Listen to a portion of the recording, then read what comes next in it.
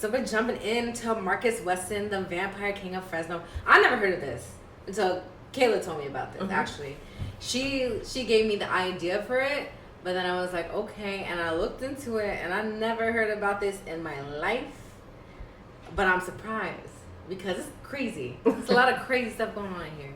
Okay. So Never basically, just to give you like a little overview, he was at the center of Fresno's, California's worst mass murder. Whoa. And there's a lot of ties into it to David Koresh of Waco, Texas. Shit. I don't know if y'all know about that. Waco, Texas? Whoa. Yeah. And there's even a little Charles Manson-y vibes going on here. That's cool. So just, buckle up. All right. It's going to be a ride. I'm not ready. Okay, so we're going to give a little background, just for a little background. So Marcus Wesson was born in Kansas on August 22nd, 1946. He was born to Benjamin and Carrie Wesson, and he was the eldest of 4 kids. The kids were all raised as Seventh-day Adventists, but he claimed his mother was a religious fanatic. Like, she had them in Bible study for hours at a time, that sort of thing. His father was an alcoholic and a child abuser. A lot of stories start that way. And he abandoned the family when he was just a child. So by the early 1960s, the family moved to San Bernardino, California. So Marcus joined the Army after dropping out of high school, and he served from 1966 to 1968. He left the Army and met Rosemary Solorio, who was an older woman who lived with her 8 kids in San Jose, California. 8 kids. Goddamn. He moved in with the family, and then in 1971, she gave birth to his son. So, now, it's going to start getting a little crazy. 9 kids. I mean, yeah. 9 kids now, yeah. So, in 1974, he began sexually abusing Solorio's 8-year-old daughter, Elizabeth. Whoa. And she became pregnant when she turned 15. Lord. So he was abusing her the whole entire time? So he moved into the family, and at first she said, he groomed her basically. From 8? From the time she was 7 years old. 7. He groomed her and told her, like, they were playing, like, princess. And maybe and he doctor. was, like, his, some, Predator shit. Predator games, yeah. So then when he started molesting her when she was 8, he was telling her, I do this because I care for you, etc. So she probably felt it was like normal. Yeah, he normalized it for her. Yeah. Oh my gosh. So, it gets worse. It gets worse. So, according to Elizabeth, he told Rosemary, who's the mother, that he was in love with the daughter. Oh, Jesus. And wanted to marry her. The 15-year-old. Yes. When she turned 15. That he she was got pregnant. What did Yes. she do? So, Well, mom. We're talking about mom here, right? Yeah, What we're did she talking do? about mom. We're What talking did about she mom. do at this point? her eyes filled with tears, and she told him, "I'm so happy for you." What a piece of shit. So they're both sick. So she went ahead and gave written permission for the two of them to get married. Because Elizabeth was too young to get married without parental consent. Oh shit. So they got married, and then 4 months later, she gave birth to her first child. Jesus Christ. Who's technically, you know, her stepdaddy's baby, Yeah. but also okay. So And her stepbrother, but also her That's child. what I was gonna say. That There's a lot of this in the story. I try to interweave, like connect the points, and I feel like that meme when that man's like trying to point. It's too much. Do we It's a lot. draw the connection? I wish I had the time Paper. because this is gonna It's get crazy. more. Oh wow. She just Okay. started. Okay. So over the next 10 years, Elizabeth and Marcus, because remember Elizabeth was the daughter of the woman who he moved in with, they had 10 children together. Okay. So That means just hold on. You know what? 1 second. Yeah, there's So gonna be a lot. So before- start formulating Okay. little maps in your I should've had a mind. white- So whiteboard. he had the mom. Yep, Right. Rosemary. They had Rosemary. Yep. They had a child together. Right. Yes. And then he ended up marrying one of her kids, which was Yes. Elizabeth. Which Yes. is And they had a child, and then they Yes. had 9 more kids. Yes. So now they had 10 kids together, right? I'm not good at math. Marcus actually wanted 12 kids. he told Elizabeth that it was God's wish for them to have a lot of children so they could add to his family on earth. But 9 is not okay. He was physically abusive throughout this whole time to both Elizabeth and the kids. So by the time she was 26, she already had 11 kids. 11 kids. 11 kids. So sorry for cutting you off. She started at 15. She had 11 by 26. So she was pregnant every year. Every single year being with this guy. Yep. Okay, sorry You're good. for cutting you off. So she begged him when he wanted to try for a 12th child. She was like, I can't do it again. It's going to kill me if I give birth to another child. And she expected him to be upset or like try to force her into it. But he didn't. Whoa. He paid for her to get her tubes tied. But the family got bigger when Elizabeth's older sister, Rosemary. See, Elizabeth's mom was named Rosemary, but they also had a sister named Rosemary. It's a lot of names going on in the story. Okay. Stay with me. No, we're here. Stay with me. She got into trouble with drugs. So once she got into trouble with drugs, they took in her 7 children. Jesus. In 1986. Okay, so we had 11 young children. Rosemary had how Yes. many? Young Rosemary had 7 kids. Right. They took those 7 kids into the house. So they already have 11 children. Now they have 18. Yes. So these kids came from a background of abuse, but then they came into the house thinking, They were we're gonna- saved. Yep. Nope. So now we're transitioning into the home, right? Marcus controlled his family in a cult-like manner and operated the house like a commune. He prevented Elizabeth from participating in any part of the children's upbringing, and he homeschooled the children using flashcards, old textbooks, but he also taught them from his own handwritten Bible. And there was a lot in that Bible. There was a lot of themes of polygamy, incest, but also Jesus being a vampire. Ross. Is Jesus a vampire? Yes, according to him, Jesus is a vampire. So he got this idea because the concept behind it was that we consume the blood of Christ, so therefore we are vampires. And he was fascinated by vampires, and he referred to himself as a vampire king.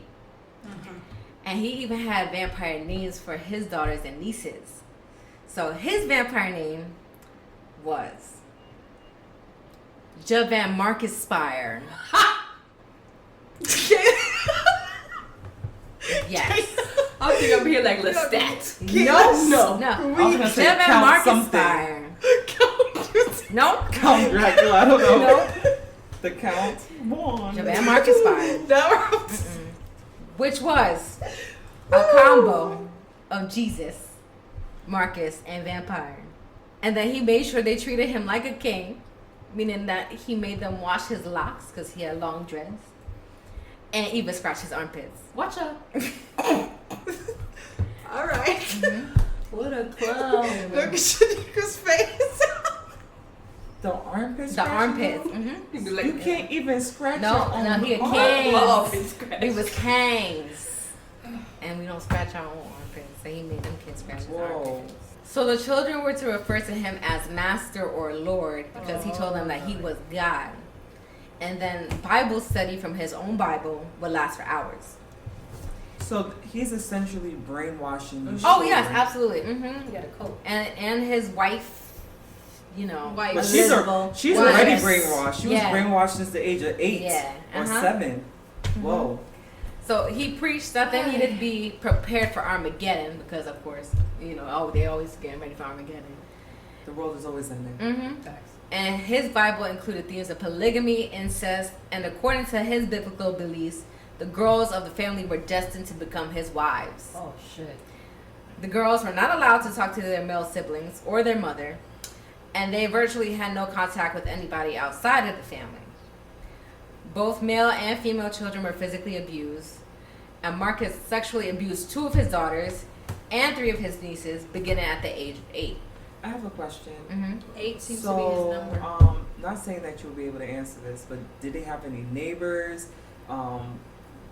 Law enforcement wasn't involved? They had neighbors, but it was very secluded. They very like much kept to farm. themselves.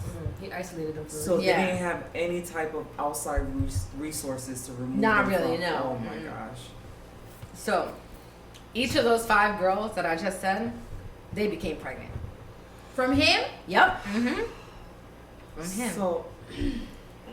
So This is cringy. it's bad, but it gets worse. It gets worse. It gets worse. Every time you think that this can't get no worse, it gets worse. Okay.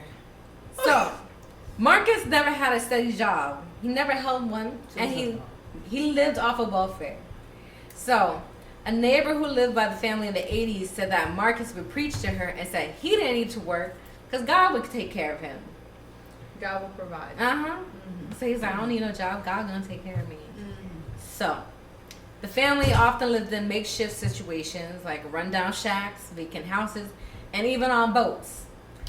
In 1989, he was convicted of welfare fraud and perjury because they were living on a boat, but he never claimed it as an asset. So, you know, with the welfare, you have to claim as assets. They know what you have. He didn't claim the boat. Do you know how they found out?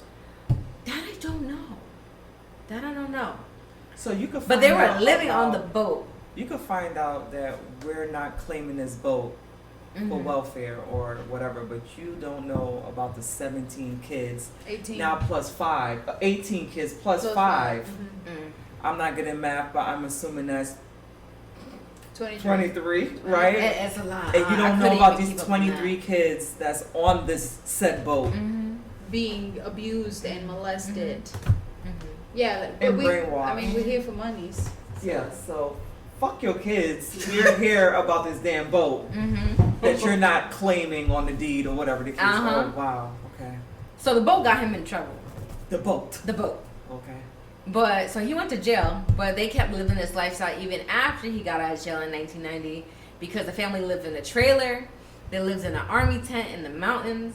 So do you know how long he was in jail for? He was in jail for only a couple months, I think. Oh my. He wasn't in jail very long.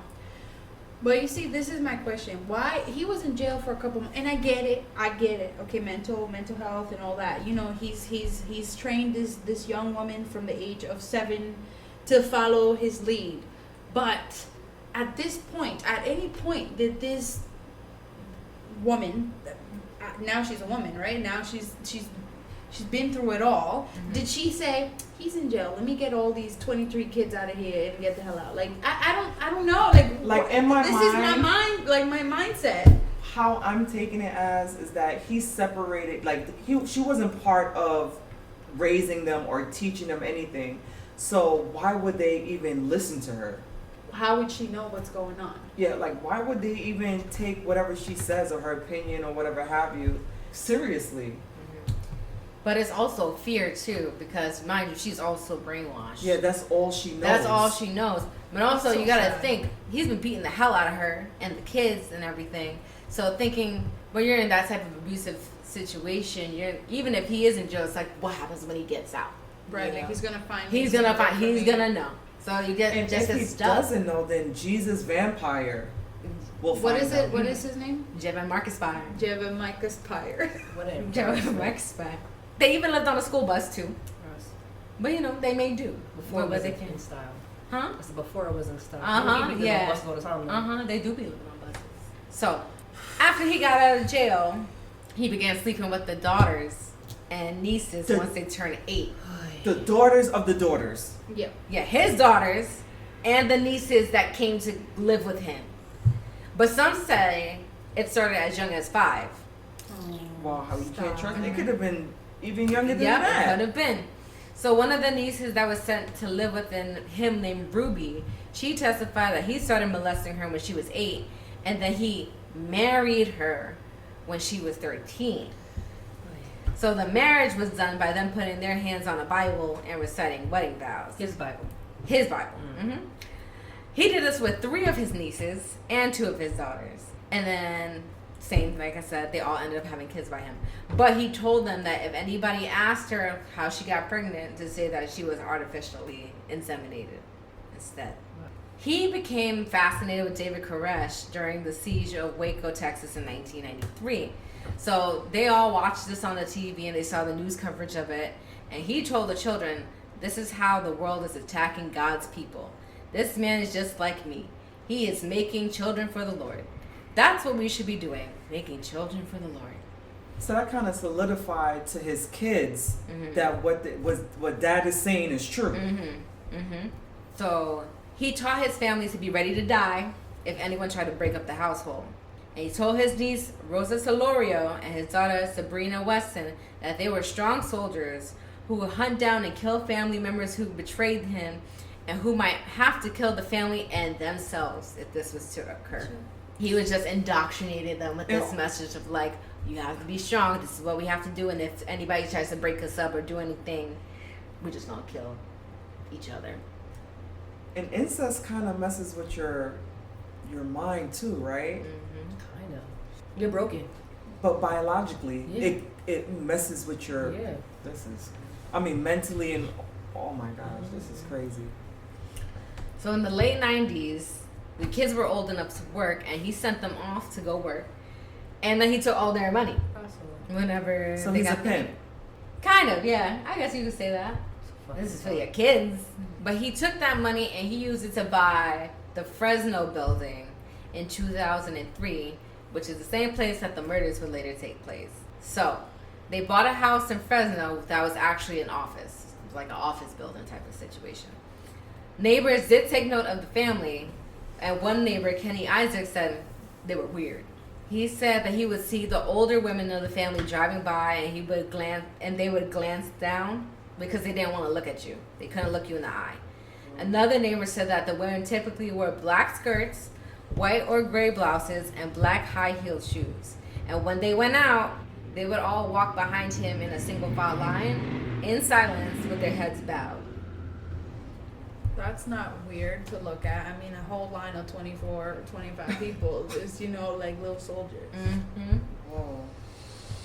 So the boys in the family moved out of the house when they were old enough, and most of the girls did too.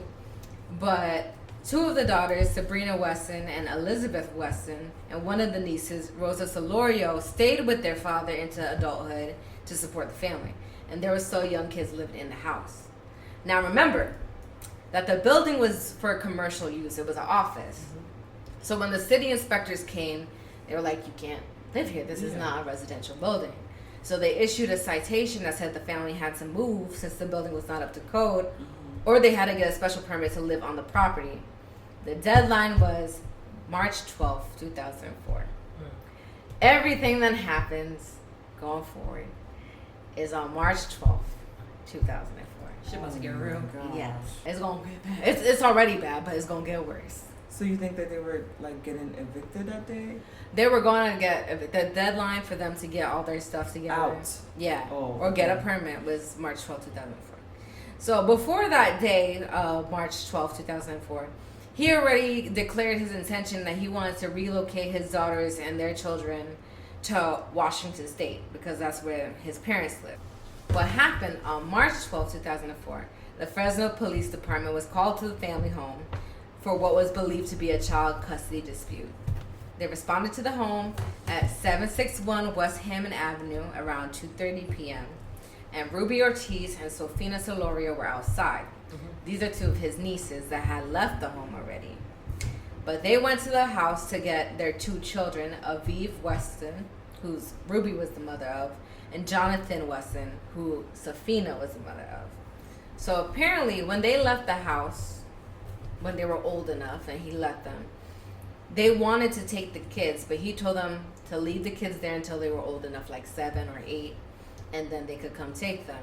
They figured that since they were boys, they would be safer than had they been girls. So they were like, okay, we're going to leave them until we can come back and get them. I'm sure he was doing things to both. I would not be surprised. So they came back to get their kids, but he refused to give up the kids. Of course. Initially, when the officers came, he was very calm, and he said he would release the kids, but he wanted to go tell them to go pack and say goodbye. So Marcus went in. That's the biggest mistake. Oh my gosh. Marcus went inside, and he closed the door, and he locked it behind him. And then what followed was My heart is pounding. 2-hour standoff between Marcus and the police. During this time, the Fresno police testified they did not hear any gunshots being fired, but witnesses and neighbors who were present, they said that they did hear gunshots. Police backup and a SWAT team arrived, and just as they were getting ready to take their positions around the house, Marcus Wesson comes outside very calmly, surrenders, but he's covered in blood. What the fuck? Once the police went into the home, 9 people were found dead inside. 7 of them were younger than 9 years old. Oh my gosh. The dead included a 1-year-old boy, 2 1-year-old girls, 4 children aged between 4 and 8, a 17-year-old girl, and a 25-year-old woman. So those children were raised in hell Basically. and died in hell. Yep. Never experienced the world outside of that. That's all they knew. The authorities later found out that the 9 people who were found dead were all his children, and 7 of them were born out of incest. The deceased were Sabrina Wesson, Elizabeth Wesson. Sabrina was 25, Elizabeth was 17. Elabelle Wesson was 8, Aviv Wesson was 7, Jonathan was also 7, Ethan was 4, Marshy was 1, Java was 1, and Sedona was 1. The mayor, who was also the chief of police at the time, his name was Jerry Dyer, he said they initially remember going in and thinking that it was going to be like 3 or 4 people, but it was difficult to know because the bodies were stacked up on each other. What the fuck? So they'd been killed and stacked on top of each other, and the bodies were like intertwined with clothes. So they couldn't really tell how many people were there because it was confusing. And he He had killed enough them time. and tied them up. They were like woven between clothes in a bedroom. So he had enough time to kill them, stack their bodies on. And tie them.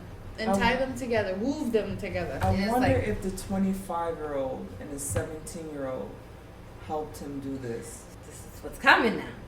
So they're found in this room, and they're in a pile of clothes, like intertwined, and they were all found shot through the eye. In the bedroom is a bunch of antique coffins. And they debated what exactly the coffins were for, but they said they might have been used to hold clothes, or they were going to be broken down and used to build furniture. But the other children were not present inside the house, and they all survived the incident. So 9 people died, but everybody else were not in the house at the time. So at trial, Marcus presented the defense that his 25-year-old daughter Sabrina, whose 18-year-old son Marshy was killed as well, was the one who committed the murders and then committed suicide afterwards. Oh. What happened was they said that Marcus taught his family to be prepared to die, as we said earlier, if anybody ever tried to break up the house. So one of the older surviving daughters said that the older ones would kill the children and then commit suicide. That was kind of like the suicide pact that he taught them before. This is what we're going to do, just in case anything happens. A murder weapon was a .22 caliber handgun that was found with Sabrina's body, and Sabrina's DNA was found on the gun, which kind of validated his claim. The bullet that was found in Sabrina had entered the eye in an upward direction, and her body was on top of the other ones. So Can you picture how? Okay, so yes, the first child was killed, but can you picture how the other children felt seeing, knowing that this was going to happen to them? This is horrible. And they're young. What does They're a babies. 1-year-old know about dying? Yeah. Like my 1-year-old climbs on the table and then climbs on the kitchen counter to get a cup. Like he doesn't even think about the fact that he can fall off the freaking counter. So what does he know about somebody pointing a gun at his freaking face? He's not going to know, but the 7-year-old and the children, the first are not going to know, but the children after that actually are at the age. They know that they're going to die, especially aiming at my eye. I have to stand there and have you do it. Yeah, you're shot point blank. Yeah, in the face. But then again, he prepared them for that. So Right. maybe we don't know that this is what they were taught to wait for. They were expecting this at some point. This is wild. This is crazy. Crazy shit. the defense was that Sabrina killed the others and then committed suicide. But the prosecutor, Lisa Grumaioli, said that in her closing arguments that even if Sabrina did pull the trigger, that Marcus should still be found guilty because he encouraged her to kill them. He's the puppet master. Mm-hmm.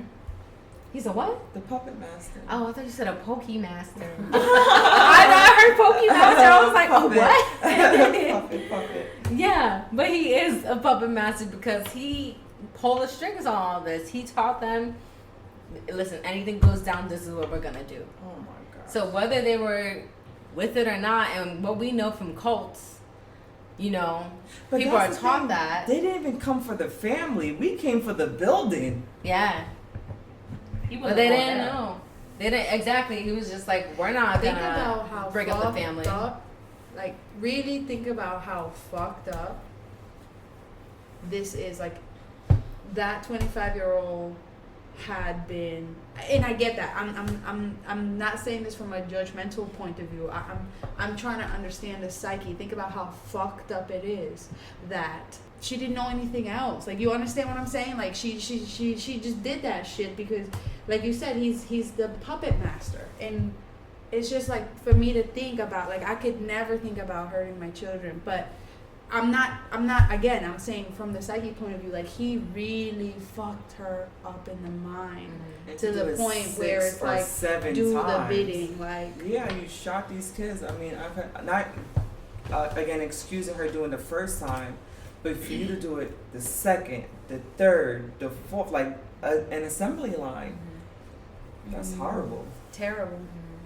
But they believe that they were going to be together and be in heaven because, you know, that's what cult leaders do. They're like, And well, heaven with him, yeah. Jesus vampire. Vampire Jesus, yeah. Vampire Jesus. Okay. Vampire Jesus. And Jevammarcsuspire. Jevammarcsuspire. Jevammarcsuspire. Fucking hate that name. I'm so surprised I can even say it. I hate that name. So surprised I I can don't even know say what it. you're saying. But I was really sitting here like, Jevammarcsuspire. Jevammarcsuspire. Jevammarcsuspire. Jevammarcsuspire. Jevammarcsuspire. Quagmire. Say it 4 That's like times fast. Candyman. Don't say it in the mirror. We're gonna pop up on our asses. Don't say it. So, And of course, we're not laughing at the story. no, we're not laughing at No, the story. please, We're we're just not. like, We're just. What a fucking clown this dickhead is. yeah. Like, he fucking ruined all these people's lives. He did. Wait. So now my question again. I'm just like, I'm thinking about it, the whole picture. She said, they moved to Washington State where his parents are. Did none of the family like realize what the fuck was going on, or did they not care? Because his parents live in Washington State. So how did he not? Well, they didn't make it to Washington State. He was saying that he supposed to. wanted to go move the family to Washington State Right. because remember they had to leave that building. So he was saying he wanted to move into Washington State, but it was when word got out that he was thinking about moving the family to Washington State that the 2 nieces came and like, I'm getting my kids. I gotta go Right. get my sons because they're like, I don't know if I'm gonna see my sons again after this. Knowing him and how he cuts contact off with everybody, Right. you're moving into a totally different state. They're probably never gonna see them again. So that's why they were like, listen, you told us once they're like 7 or 8 years old, I can go get my kids.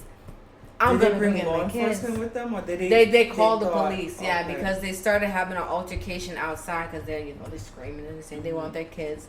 I think the neighbors, either them or the neighbors, called the police to say there's a child custody Situation. dispute going on, and that's when the police came Whoa. and he told them, "I'm gonna go get the kids I'll be ready." right back. Yeah, Be right yeah. back. I'll be I'm right gonna- back. I'm gonna Keep pack the their fucking to-go door bag. open. No. Mm-hmm. But isn't the police? Well, I don't know. Maybe I don't know. Aren't law enforcement supposed to like walk in with the individual and make sure? But I guess he wasn't a suspect at the time, right? Because they're there for a dispute, and if like she said, if he walks out calmly and is cooperative and says, "Okay, no problem, officer, I understand. I'm gonna go get the kids ready." Right. They can't don't force their have way. they're not gonna force their But way. he was inside for 2 hours. From what I read, this is a good point though. From what I read, they were saying that kind of like how, no, totally different situation, but the wait time, the response time on it was too long. Because they did call for backup and they did all these things and it was kind of like a waiting game. But when they called the officials, the higher ups, they were like, you don't have enough to enter the house. We don't have enough to enter the house. Or So that's when they started to wait for the SWAT team and the backup police, and by that time, that's when he was already coming out, It's already covered too in late. blood. It was already too late. Those kids were already dead. Everybody in there was already dead.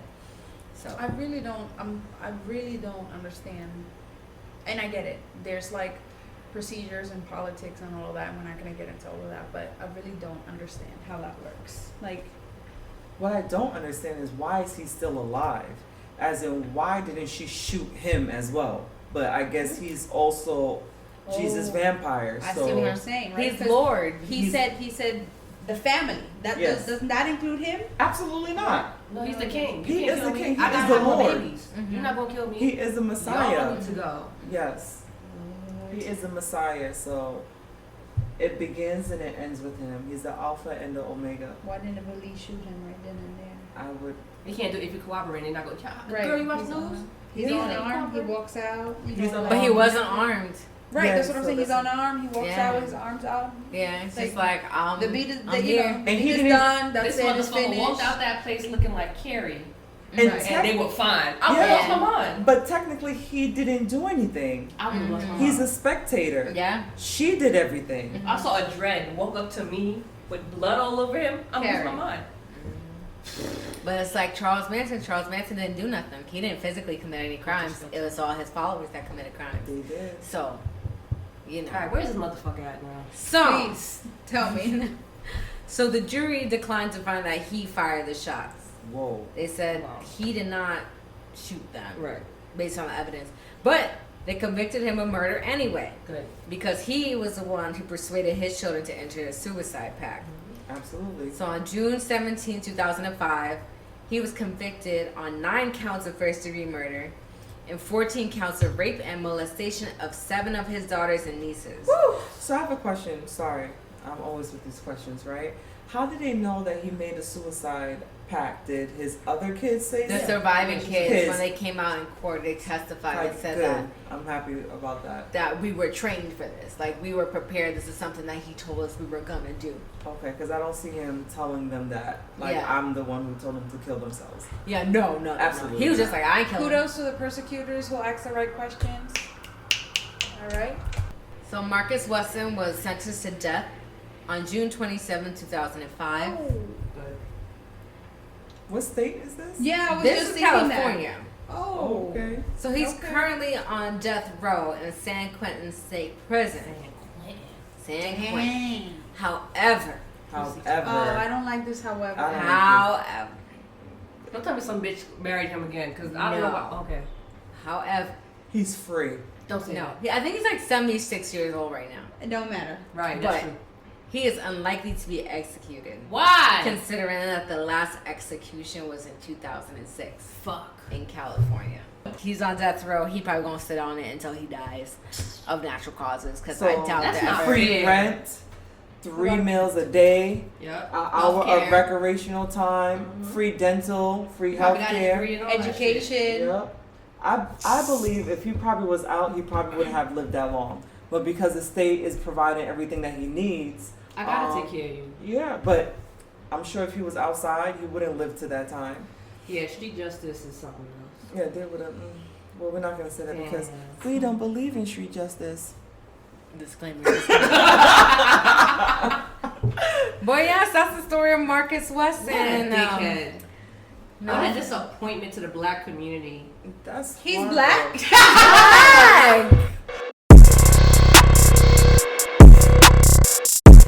So that's a wrap on Marcus Wesson, aka Jevammarcsuspire. Dickhead. What are your thoughts on the Vampire King of Fresno? Go on our Instagram, Bloody Coconuts Podcast, and let us know your thoughts. And we will see you next week.